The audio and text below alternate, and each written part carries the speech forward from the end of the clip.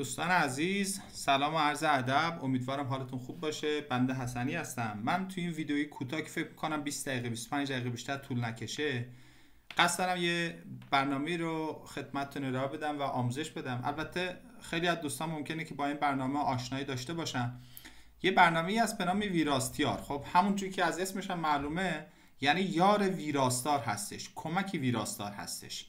ببینید دوستان، هر کسی که توی زبان فارسی قلم به دست میگیره و حتی در روز مجبور یک جمله بنویسه، حتما باید این برنامه رو بشناسه و کار ویرایش رو بلد باشه. خیلی زشته برای آدم تحصیل کرده که یک نامه بنویسه، یک ایمیل بنویسه، یک جمله بنویسه، یک درخواست بنویسه، یک فرم پر بکنه و با بیسیکس و مقدمات ویرایش و زبان فارسی آشنا نباشه. خب خیلی جا خب خودتون میدونید که ما موقعی که داریم در واقع یه چیزی رو به فارسی می نویسیم، یه سری مشکلات داریم توی تایپ کردنش. مثلا اصلا نیم فاصله ها رو کجا رعایت بکنیم، کجا فاصله کامل بذاریم. خب اینا دردسرایی هستش که ما توی ویرایش فارسی خواهیم داشت. دوستان ببینید، قبل اینکه من بخوام به صورت ریز وارد این مسئله بشم، خدمتتون بگم که شما کاری که انجام میدید این هستش که در واقع این برنامه ویراستیار رو به صورت افزونه وارد وردتون میکنید. خب یعنی شما میایید در واقع این برنامه رو نصب میکنید. موقعی که این برنامه نصب شد، به صورت یک ادین یا به صورت یک افزونه روی برنامه وردتون میاد. اگه دقت بکنید من یه چنین چیزی دارم. ببینید اینجا یه چیزی داره به نام ویراستیار. خب حالا اینکه متاسفانه این برنامه با اینکه بسیار برنامه خوبی هستش، حالا به خاطر نمیدونم مشکلات بودجه اینا نتونستن که اینا دیولپش بکنن، توسعهش بدن و ادامهش بدن و کلا این کار رو رها کردن. یعنی یکی از نرم افزارهای بسیار خوبی که توی ایران دیولپ داده شد و یه جورای پا گرفت، اما متاسفانه به خاطر کمبود بودجه مجبور شدن که این برنامه رو دیگه دیولپش ندن. این برنامه ویراستیار بوده و من خیلی بابت این قضیه خیلی واقعا متاسفم که یک بودجه برای یه چنین کار مفید و ارزشمندی کنار نمیذارن که حداقل بتونیم ما از این برنامه ها استفاده بکنیم. حالا در هر صورت این برنامه تا آفیس 2013 به صورت خودکار، موقعی که شما این برنامه رو نصب میکنید، میاد به صورت خودکار افزونش روی ورد شما اضافه میشه. اما مثلا برای 2016 یا ورد 2019 باید یه سری ترفندهایی رو به اصطلاح اجرا بکنید که از طریق اون ادینش به اصطلاح افزونش رو توی ورد بذارید. حالا من اونم خدمتتون ارائه میدم. البته اون رو به صورت جداگونه فایلش رو براتون میفرستم و خدمتتون میگم که چه شکلی این برنامه رو وارد به اصطلاح به صورت افزونه توی وردتون اضافه بکنه. خب حالا به خاطر اینکه اطاله کلام نشو، من زیادم وقت شما رو نگیرم، یه برنامه‌ای رو به اصطلاح یه متنی رو من آماده کردم. شما فرض بکنید که یه چنین متنی رو شما میخواید بنویسید. البته این متن خب متن طبیعی نیستش. من سعی کردم که یه متنی باشه که تقریبا توی اون به اصطلاح 2 تا 3 تا پاراگراف نشون بده که این برنامه چه قابلیت‌هایی داره و چرا همه ما باید از این برنامه استفاده بکنیم، مخصوصا توی دور زمانه‌ای که ما این همه از شبکه‌های اجتماعی مثل واتساپ و تلگرام و اینستاگرام و فیسبوک و توییتر و چی داریم استفاده میکنیم، داریم ایمیل میزنیم یا سر کارمون نامه‌نگاری میکنیم فلان، خب درخواست میدیم. همه اینها، شما حتی این درخواست مرخصی کوچیک هم که میخواید بدید، باید با این برنامه آشنا باشید و این برنامه بهتون کمک بکنه. ببینید این یه متن ساده‌ای هستش که من خدمت شما آماده کردم و خب اول به فارسی میخونیم ببینیم که این اصلا چی هستش و ظاهرا ایراد خاصی نداره. یعنی اگه کسی تقریبا این شکلی بنویسه یعنی زبان فارسیش خوبه، درسته؟ خب من یه بار از روش میخونم. آنها پس از 16 روز استراحت به محل کار خود بازگشتند و در تاریخ 10/5/1979 بر علیه رئیس بخش خود شورش کردند. اما حرکت نسنجیده، خب نسنجیده راست ج را با چه اشتباه نوشتم، خب کاملا هم طبیعیه و پیش میاد و توی تایپ و اینها کاملا این مشکل ها طبیعی هستش. نسنجیدهشان درباره تخریب اسناد موجود یعنی 2 بار موجود را نوشتم و ممکنه که شما چند بارم متنتون رو به اصطلاح ریویو بکنید، باز از زیر چشتون دره و متوجه نشید که یک واژه‌ای رو 2 بار نوشتید. مثلا که رو 2 بار بنویسید، د رو 2 بار بنویسید. در کامپیوترهای شرکت باعث ناکامیشان شد. ببینید نقطه 2 بار گذاشتم.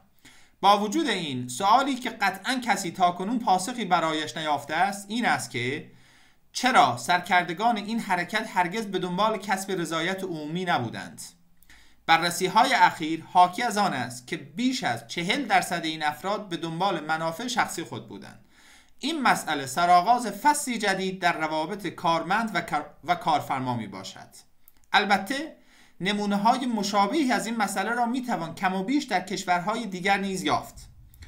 خب این مربوط به یک به اصطلاح جریان بوده. حالا من 2 تا به اصطلاح پاراگراف جداگونه‌ام اضافه کردم که هیچ ارتباطی به این متن قبلی نداره، فقط اینو اینجا گذاشتم که شما متوجه بشید که این برنامه ویراستیار چه کمکی میتونه به ما بکنه. عمل بازنشر گسترده محتوای خبرگزاری‌ها به شکل کلمه به کلمه یا ویرایش شده دارای پشتوانه دیرین آکادمیک میباشد. از توجه شما سپاسگزارم. امیدوارم آنچه که امروز خدمت شما ارائه شد مفید بوده باشد. همه این موارد باید از فیلتر فرهنگی سازمان فرهنگ و ارشاد رد شوند. درسته؟ خب دوستان، خدمت شما بگم که قبل این که اصلا شروع بکنید برید سراغ این ویراستیار، یعنی اینجا شما باید بیاید قسمت ریویو. بعد اینجا یه قسمتی داره به نام چی؟ ترک چنجز. این ترک چنجز اینجا فعال بکنید، یعنی هر تغییری که به شما میده شما متوجه میشید که چه تغییراتی توش داده و اصلا شما اون تغییرات را تأیید بکنید یا رد بکنید. این دیگه دست خود شما هستش. پس بنابراین من اول کاری کردم این بود که اومدم توی قسمت ریویو، قسمت ترک چنجز، یعنی هر چنجی که میدی رو به من نشون بده و این را فعال کردم و هر تغییری که بهم داد را من میتونم اونجا ببینم. حالا میرم سراغ ویراستیار. همونجا که میبینید از 3 تا قسمت تشکیل شده: پیش پردازش، پردازش و تبدیل. خب اینجا هم که مربوط به تنظیماتش و راهنما این جوسا هستش. من از قسمت پیش پردازش شروع میکنم. اولش نویسه است. بچه نویسه یعنی کاراکتر، همون کاراکتری که ما داریم. مثلا کلمه مثل خانه، خب 4 تا کاراکتر داره، پس 4 تا نویسه هستش. کلمه مثل من 2 تا نویسه هستش، من و شما. خب ممکنه چند تا من، یه دونه 2 تا نویسه هستش. خب اسپیس میخوره، خود اسپیس هم جزء نویسه هستش و یه دونه هستش دوباره اسپیس میخوره. یعنی هر اسپیس، هر حرکتی که شما توی کیبورد انجام میدید توی محیط ورد و فضا اشغال میکنه بهش میگن نویسه. خب پس من این قسمت نویسه رو میزنم. خب میگه که این عملیات ممکن است بسیاری از نویسه های متن را تغییر دهد. قبل از آغاز کار متن را ذخیره کنید. پس ببینید من اول خیر میزنم. اول باید یک بکاپی از این گرفته باشم. ببینید من این چی رو دارم. چیه؟ اول اینو من میبندم. خب هیچ هم سیو نمی کنم. اول میخوام یه بکاپ بگیرم، این ویرایش.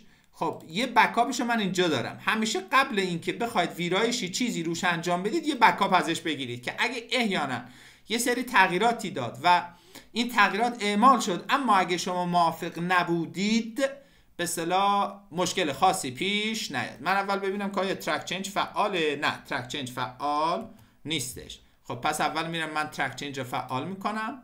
خب برای اینکه مطمئن بشید ترک چنج فعاله یا نه ببینید الان یه چیزی اینجا بنویسید. خب ببین قرمز نشون میده، یعنی تغییرات همه رو داره نشون میده. ببین اینا رو من الان پاک میکنم، همه رو بهم نشون میده. پس ترک چنج چیه؟ فعال هستش. حالا میرم سراغ ویراستیار. این قسمت رو که خدمت شما معرفی کردم، نویسه ها رو میذارم. اول نویسه ها رو برام درست میکنه. خب اول اینجا پروسس میکنه، پیش پردازش انجام میده، اصلاح نویسه ها در کل متن، پیش پردازش متن اصلی، پیش پردازش پانویس که من ندارم، پیش پردازش سربک مثلا توی نامه ممکنه که داشته باشید، پیش پردازش نظرات توی کامنت ها که من ندارم، اگه داشتم این قسمت هم برام انجام میداد. ببینید دوستان اینجا من چی نوشته بودم؟ اینجا نوشته بودم درباره اولا که یک فاصله گذاشته بودم بین درباره و در واقع یهی که حکم اینجا چیز داره، در واقع میگن که کسری اضافه رو داره. خب که اشتباه هستش. اولا که باید این چی بشه؟ اولا که نباید بین این دوتا اسپیس بخوره. به جای اسپیس ما باید نیم فاصله بذاریم و بعدش هم این که توی زبان فارسی ارجحیت بر اینه که ما به جای اینکه از یه کامل استفاده بکنیم از یه به اصطلاح که حالت همزه داره استفاده بکنیم. خب پس میایم چیکار میکنیم؟ میگیم که خب این درباره عوض شده و تبدیل شده به چی؟ تبدیل شده به این چیزی که الان اینجا میبینید درباره. درسته؟ این از این. یا مثلا کلمه مثل خب توجه، این در واقع یه کامل به نیم یه تبدیل شده.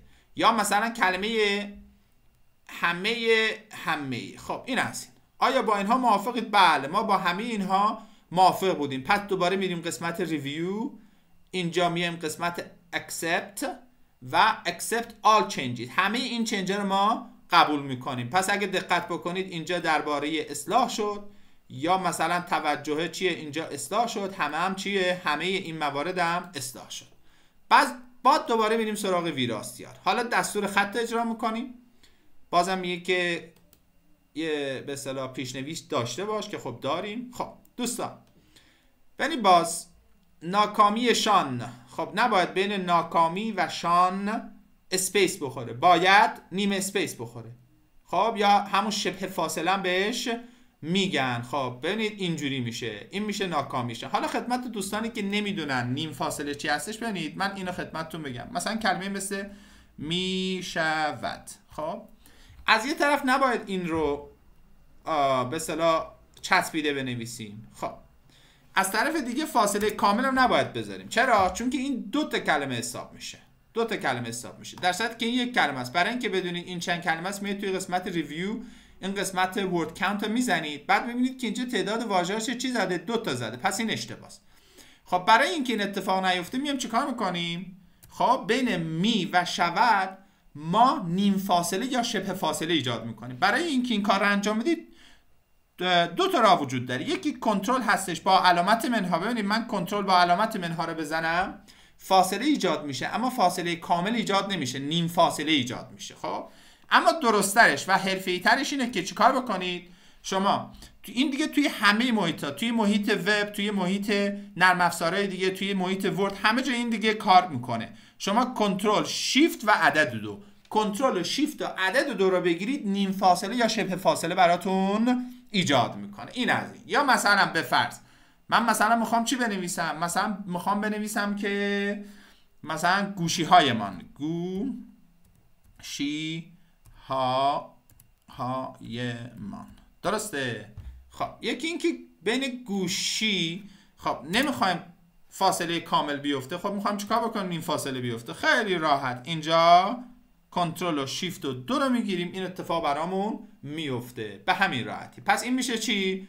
این میشه نیم فاصله یا شبه فاصله. خب دوستان احتمال خیلی زیاد اکثرا میدونن که چی هستش. پس اینم ببینید این شکل نادرستش بوده، اینم شکل درستش بوده. درسته؟ خب این شکل در واقع قطعاً خب باید تنوین بخوره. خب نخورده. خب اینجا چیکار؟ حالا اگه به اصطلاح موافق نیستی، اگه نمیخوای، نه اصلا نمیخوای تنوین استفاده بکنی، اینجا ریجکت بزن. خب اگه موافقی اکسپت بزن. همه این کارا شما میتونید چیکار بکنید؟ انجام بدید. مثلا سرکردگان اومده چی شده؟ درستش کرده. خب اون هی که در واقع اضافه بود رو مثل میدونید دیگه، خب به هی غیر ملفوظ موقعی که الف و نون میچسبه یه جاهایی تبدیل به گ میشه، مثل سرکردگان. خب یا مثلا نبودن شده نبوده اند، بررسی های خب که شده بررسی های. خب همه اینا رو ما قبول میکنیم. میباشدم که گفتم مثلا نمونه های، این اشتباهشه و اینم در واقع شکل صحیح و درستش هستش. یا مثلا این میتوان هستش و این درستش میتوانه. یا مثلا کلمه مثل ارائه، خب ارائه غلطه، ما باید بگیم ارائه. خب اما خب این اشتباه ها و این غلط ها متاسفانه توی نوشتار ما کاملا رسوخ پیدا کرده و ما همه اینا رو چیکار میکنیم؟ انجام میدیم. حالا به فرض شما چی هستید؟ شما با این موافقید، اینو اکسپت میزنید یا اینو ریجکتش میکنید، هر کاری که دوست داشتید میتونید انجام بدید. خب پس من با همه اینها موافق هستم. دوباره میرم قسمت ریویو و اینجا رو چیکارش میکنم؟ میگم که accept all changes. یعنی دقت کنید همه اینا چی شد؟ درست شد. باز میرم سراغ ویراستیار، نشانه گذاری ها رو ببینم که چیکار کرده. آیا ایراد نشانه گذاری چیزی از من گرفته؟ خب ایراد نشانه گذاری خاصی از من نگرفته، پس اینم رهاش میکنم. میرم قسمت، حالا میام قسمت پردازش ویراستاری. این از همهشون مهمتر و به اصطلاح جذابتر هستش. ببینید دوستان، مثلا کلمه آنها، اون آیا با کلاه بود؟ اون کلاهش نیست، درستش اینه که باشه. درسته؟ انها، انها، نمیدونم اینها خونده نشه. خب اینجا چیه؟ چند تا گزینه به ما داده، گفته منظورت کدومش بوده؟ میگم که آقا همون اولیه منظورم بوده. چیکار میکنم؟ من چند تا گزینه دارم، یا میزنم جایگزینی همه، یعنی هر کجا که مثلا توی فایل مثلا 10 صفحه‌ای من 100 بار این کلمه آنها رو این شکلی نوشتم، اگه جایگزینی همه بزنی یک بار برای همیشه همه اینا رو اصلاح میکنم. اما من نمیخوام اینجا این کارو بکنم، چون که میخوام به کرات اینا رو توضیح بدم. فقط کلمه جایگزینی رو میزنم. یا اگه خواستی همه جا نادیده بگیره این کارو بکن، یا نادیده گیری این کارو بکن، یا اصلا یک کلمه هستش که توی دیکشنری ویراسیا نیستش، اینو اضافه کن بهش. در صورتی که من این کارو نمیکنم، جایگزینی رو میزنم. پس چی شد؟ خب آنها به اصطلاح اصلاح شد، به این برگشت. خب مورد بعدی چی هستش؟ خب ادامه خطایابی میزنیم. خب نوشته که بازگشتن، میگه که منظورتون بازگشتن بوده، میگیم که بله منظورم بازگشتن بوده، جایگزینی میزنیم. ببینید بر علیه، میگه آقا این نباید فاصله بخوره، این باید شبه فاصله یا نیم فاصله بخوره. میگیم دمت گرم، اینم برامون درست کن. خب اینو درست میکنه. بعد میگه آقا بر اساس دستور زبان فارسی یک پیشنهاد نگارشی به ما داده، گفته که بر علیه اصلا غلطه، چون که بر همون علیه هستش، حشفه، به جاش بهتره همون علیه رو بنویسیم. میگیم که اصلا حواسمون نبود، چه پیشنهاد خوبی. پس بر علیه که غلط هستش همون علیهش میکنه. یا مثلا کلمه مثل رئیس، میگه که منظورت رئیس بوده، میگیم بله منظورمون رئیس بوده، پس اینو درست کن. یا مثلا نسنجیده شون، میگه که منظورت نسنجیده بوده، میگیم بله، بعد دوباره از لحاظ نیم اسپیس هم درست میکنه. یا مثلا کلمه موجوده، میگه که 2 بار نوشتی، میخوای تکرار اضافی، میگم بله یکیشو بردار. یا مثلا با وجود این، خب چیکارش میکنیم؟ اینو اصلاحش میکنیم.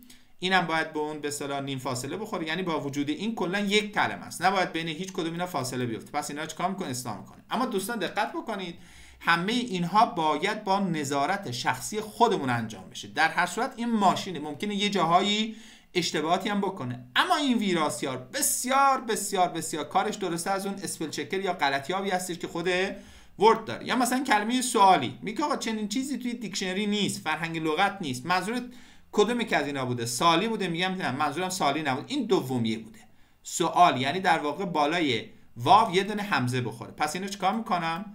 اینو اصلاحش میکنم. یا مثلا کلمه تاکنون، خب فاصله خورده، باید نیم فاصله. سرکردگان، اینا رو همه رو اصلاح میکنیم. یا مثلا این کلمه مسئله، میگه که منظورت مصالح بوده، میگم نه. میگه که منظورت مقاله بوده، میگم نه. میگه که منظورت این مسئله بوده، میگم آره خودشه. خب اینا کلیک میکنم. یا مثلا کلمه سرآغاز، خب اون آی با کلاش اینجا نیست. یا مثلا کلمه، ببینید پیشنهاد ویرایشی به ما داده. ببینید دوستان، خب توی زبان فارسی، خب ببینید گفته که این مسئله سرآغازی فصلی جدید در روابط کارمند و کارفرما می باشد یعنی وجود داشتن، در صورتی که منظور ما وجود داشتن نیستش.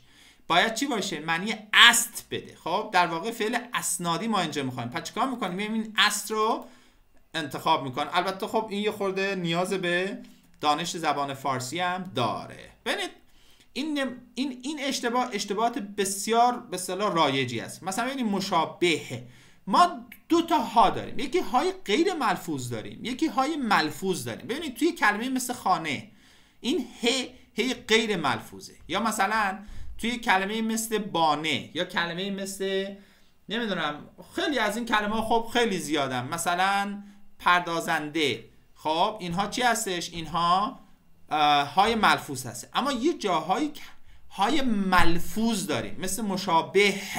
خب یا مثلا کلمه مثل ده، کلمه مثل نه، کلمه مثل ده، اینجا های ملفوظ هستش. پس بنابراین رفتارش، بیهیویرش دقیقا مثل واژه های دیگه هستش. پس اینجا درست نیستش که ما با این ه که ملفوظ هستش مثل هی که توی خانه به کار برده میشه رفتار بکنیم. مثلا اگه اینجا خانه بود این شکلی می نوشتیم خانه ای، اما مثل این دیگه ه مثل ب میمونه، مثل کتاب بی. چطوری به کتاب یه اضافه میکنیم؟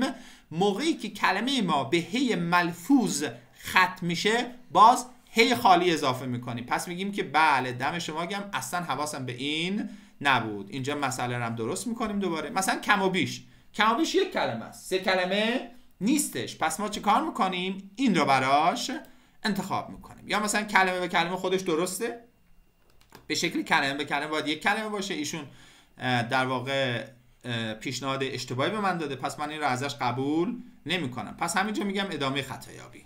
اینجا میگم نادیده گیری همه. اصلا اینو نادیده بگیر، همه جا نادیده بگیر. بچه ببینید یه قابلیت خیلی خوبی که داره، واژه‌های به اصطلاح لاتین رو یه پیشنهاد فارسی سره بهش میده. مثلا به جای آکادمیک میگه که منظور دانشگاهی هستش، میگم که چه به اصطلاح پیشنهاد خوبی، این رو برای من اصلاح کن. به جای آکادمیک من می‌نویسم به اصطلاح دانشگاهی. همون میباشدم که گفتم که من اصل رو براش انتخاب میکنم. خب و واژه دیگه داریم به نام از توجه شما سپاسگزارم. خب اینم که ه توجه چی هستش؟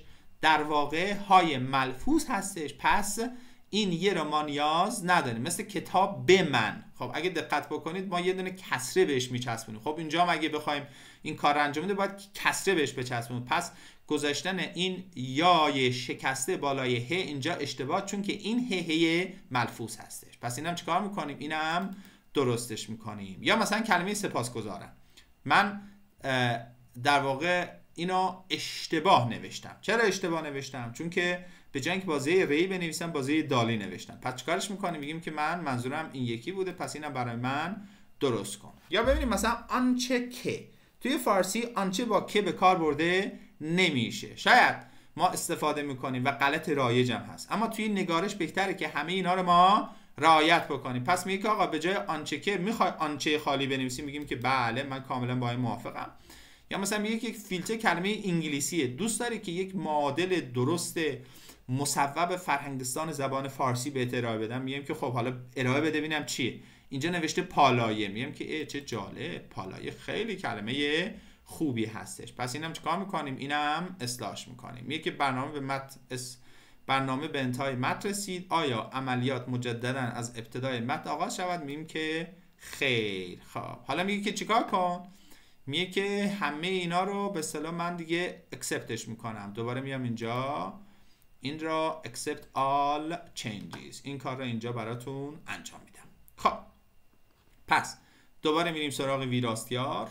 ما حالا نشانه گذاری رو دوباره انجام میدیم، ببینیم که اینجا چه کاری برای ما انجام داده، اینکه آیا ایراد خاصی ازمون گرفته یا نگرفته. البته دوستان دقت بکنید، همیشه حواستون باشه کرسرتون رو اول متن بذارید که از اول متن شروع بکنه برای شما خطایابی و ایرادگیری بکنه. ببینید اینجا گفته که چیه؟ 2 تا نقطه گذاشت. یا منظورت 3 نقطه بوده یا یه دونه نقطه؟ میگم نه منظور من یه نقطه بوده، پس اینا با یه دونه نقطه جایگزین میکنم.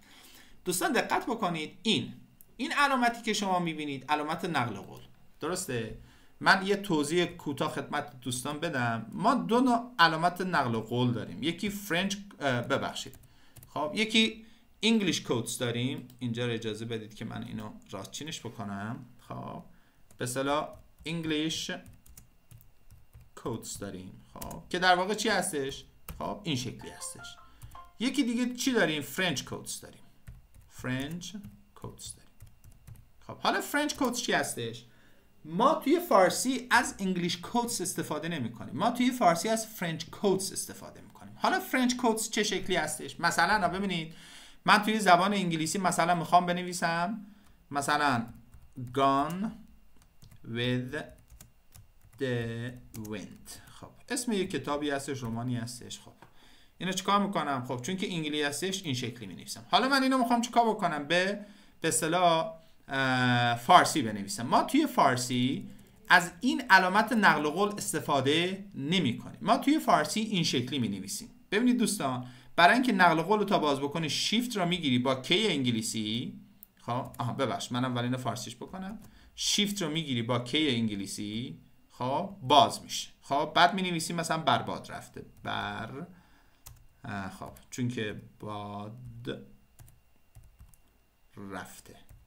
چون که یک کلمه هم هستش و این را ما به عنوان صفت در نظر گرفتیم. خب حالا چیکارش میکنیم؟ اینو میبندیم. موقعی که میخوای ببندی شیفت رو بگی با ال انگلیسی.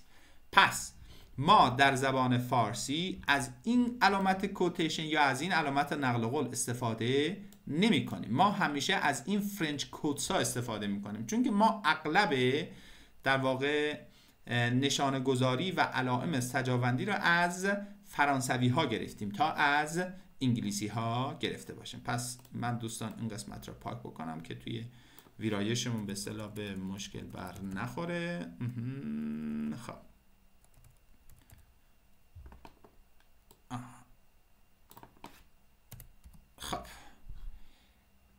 پس من این خطایابی رو دوباره انجام میدم. خب میگه که این رو میخوای به این تبدیل کنی، میگیم بله. خب این کار رو انجام میدیم.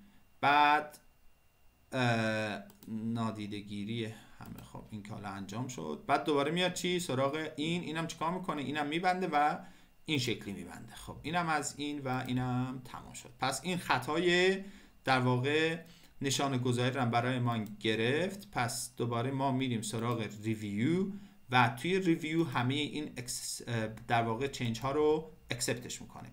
خب این از این و خب پس ما پیش پردازش رو انجام دادیم، مونده تبدیل اعداد و تاریخ. دوستان ببینید، خب من اینجا 16 نوشتم با اینکه متنم فارسیه به صورت انگلیسی نوشتم، درسته؟ خب اینا رو چیکار میکنی؟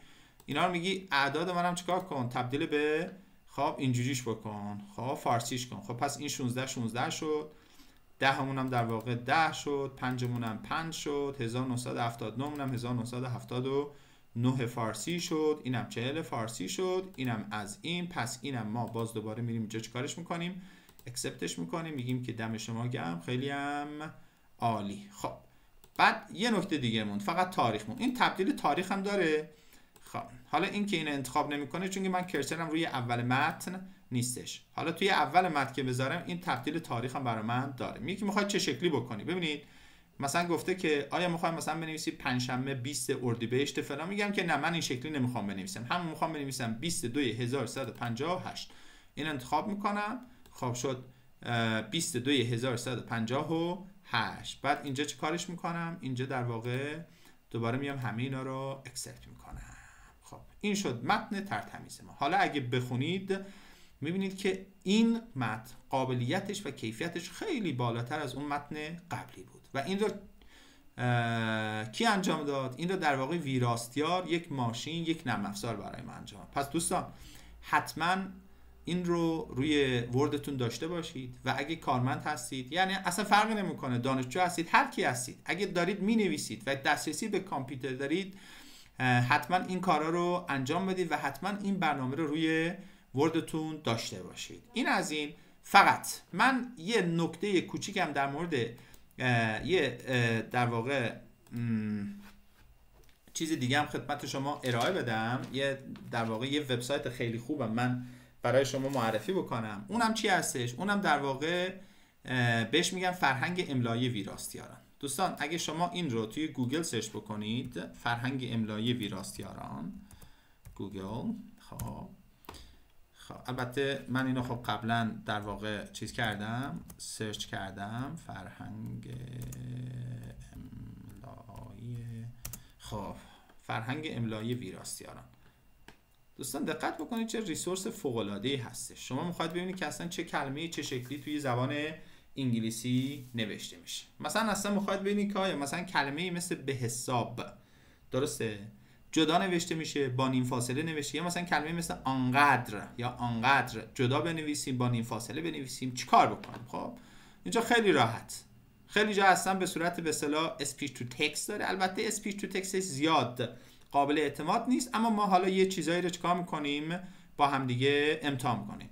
خب به حساب، بله آورد، به حساب برای ما آورد. ما کلیک میکنیم ببینیم که به حساب درستش چی هستش. ببینیم میگه که پیشنهاد فرهنگ املایی به حساب هستش، یعنی باید بین ب و حساب نیم فاصله باشه، نه فاصله کامل.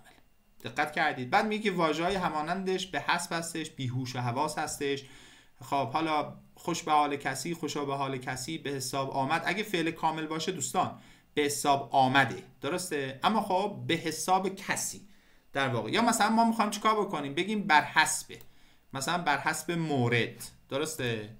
من یا حالا به صورت اسپیچ بهش میگم، ببینم مثلا متوجه میشه. بر حسب، نه درست متوجه نشد. پس بهتره چیکار بکنم؟ پس بهتره من خودم تایپ بکنم. خب حالا نوشته که بر حسب، من اینو میزنم و میگه که خب اینم باید نیم فاصله باشه. مثلا واژه‌های همانند چی هستش؟ بر حسب تصادف. پس بر حسب مورد هم همینه. یا مثلا یه واژه دیگه مثل به صورته، میخوام بگیم که به صورت منفرد، به صورت جمعی، به صورت گروهی. ببینید که کدومش درسته. خب قطعا نیم فاصله هستش. به صورته، به صورتی که نمیدونم همه این موارد. یا مثلا ببینید کلمه هرج و مرج. هرج و مرج یک کلمه، دو کلمه، سه کلمه است. شما اینو بنویس هرج و مرج. خب حالا فرق نمیکنه که چه شکلی بنویسید، هر شکلی بنویسید درستشو برات میاره. ببینید میگه که هرج و مرج یک کلمه است، پس باید بینشون نیم فاصله گذاشت. یعنی هر جا که نوشتی باید کنترل و شیفت عدد دو رو بگیری، دوباره واو بنویسی، باز دوباره ادامه بدی دیگه. هرج و مرج طلب مثلا یک کلمه است. خب دو کلمه یا سه کلمه یا چهار کلمه یا پنج کلمه نیستش، در صورتی که ما اکثرا تو نوشته‌هامون به اینها دقت نمی کنیم و این درستش هستش. یا مثلا کلمه مثل دست به دست، میخوام ببینیم که دست به دست یک کلمه، دو کلمه، سه کلمه، چند کلمه است؟ خب قطعا باید یک کلمه باشه، درسته؟ خب اینم چیکار کرده؟ گفته که بله پیشنهاد فرهنگ املایی در واقع همون دست به دست هست. مثل چی؟ مثل دست به دست کردن. یا مثلا کلمه مثل از دست رفته، دقت بکن، مثل برباد رفته ای که نوشتیم، از دست رفته. خب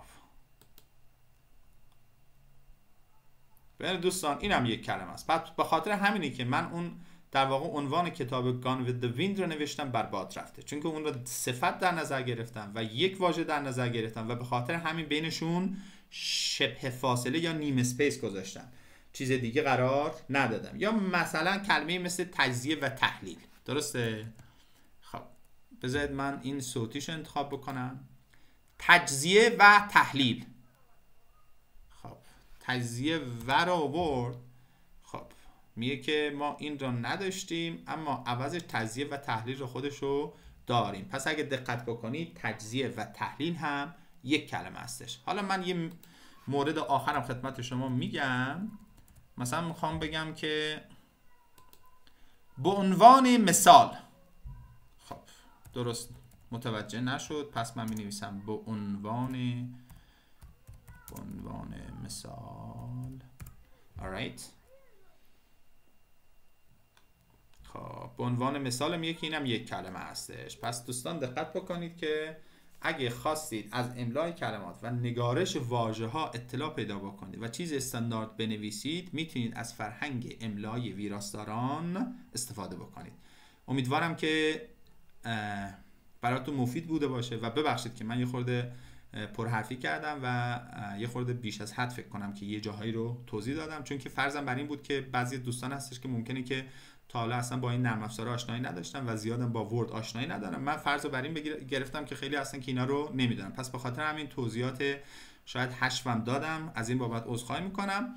و اینکه نحوه اد کردن ویراستیار را توی 2016 و 2019 هم توی فایل جداگانه خدمت شما میفرستم. و یک نکته دیگه هم خدمتتون بگم، ما یک برنامه شبیه این هم داریم به نام پاک‌نویس. دوستان شما میتونید برنامه پاک‌نویس رو هم که یک نوع غلطیاب هستش در واقع نصب بکنید، اونم خیلی برنامه خوبیه و فکر میکنم که از ویراستیار هم بهتره. اما یه ایرادایی داره. یه ایرادش اینه که اولا آنلاینه و خیلی آدم اذیت میکنه، یعنی با اینترنت ایران آدم اذیت میکنه. اما این ویراستیار آفلاین هستش. بعد ویراستیار اوپن سورس متن بازه اما این متن باز نیست. ویراستیار رایگانه اما پاک‌نویس فعلا رایگانه، اما اینجور که بوش میاد میخوان پولیش بکنن و به خاطر همین من ترجیح دادم که ویراستیار را خدمت شما معرفی بکنم. دوستان ان شاءالله موفق و مؤید باشید.